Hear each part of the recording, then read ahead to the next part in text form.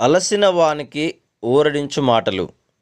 సహోదరుడు భక్తి సింగ్ గారి పరిచర్య నుండి సేకరించిన అనుదిన ధ్యానములు.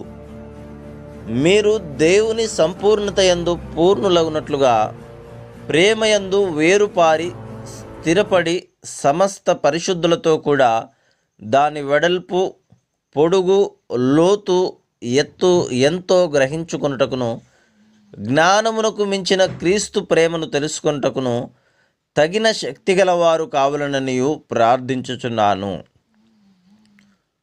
ఎఫెసీయులకు రాసిన పత్రిక 3వ అధ్యాయము 17-19 వచనములు. ఎఫెసీ 3:19లో ఎఫెసులోనున్న విశ్వాసులు దేవుని ప్రేమను గూర్చి తెలుసుకునవలనని అపోస్తలుడైన పౌలు ప్రార్థన చేయుచున్నాడు. వ్యక్తిగతముగా మనము దేవుని ప్రేమను అర్థం చేసుకొనలేము.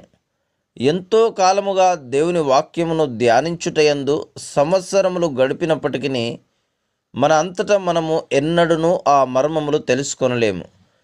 ప్రాచీన కాలములో క్యాథలిక్ సన్యాసులు ఒంటరి జీవితము జీవించుట ద్వారా పరిశుద్ధులముగా ఉందుమని తలంచిరి. అలాగున చేయుటకు ఎన్నో ఆచారములను మరియు సాంప్రదాయములను తీసుకుని వచ్చిరి. కానీ అవి వారిని మేలైన మార్గమునకు బదులుగా మరింత కీడులోనికి నడిపించినవి. ఇక్కడ మర్మము ఏదనగా ఎఫెసీ 3:17-19లో చెప్పబడిన రీతిగా పరిశుద్ధుల సహాయము ద్వారా మాత్రమే దేవుని ప్రేమను మనం తెలుసుకొనగలము. ఆయన ప్రేమ మానవ జ్ఞానమునకు మించినది. మనమందరము తిరిగి సమకూడి రావలసి ఉన్నది. ఈ విధముగా విశ్వాసులముగా సహవాసముగా కూడి వచ్చుట ఎంతో ప్రోత్సాహకరముగాను సహాయకరముగాను ఉండుట నీవు కనుగొందువు. నిత్య జీవమును గూర్చిన అనుభవము గల వారి మధ్యలో ఇటువంటి సహవాసము ఉండును. 1 యోహాను 1వ అధ్యాయము 3వ వచనము.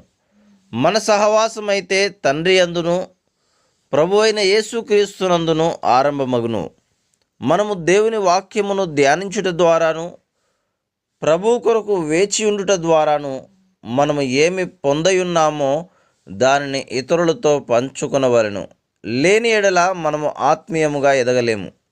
అందుచేతనే ఆది క్రైస్తవులు అపోస్తలుల బోధయందును సహవాసమందును రొట్టె విరుచుట యందును మరియు ప్రార్థన యందును ఎడతెగకయుండిరి.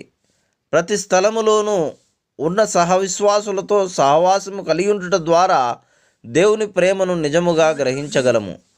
దేవుని ప్రజలతో ప్రార్థన, ఆరాధన, బైబిల్ ధ్యానము మరియు పరిచర్య కొరకు సమకూడి రాగలుగుటకు నీవు కొంత సమర్పణ చేయవలసి ఉన్నది.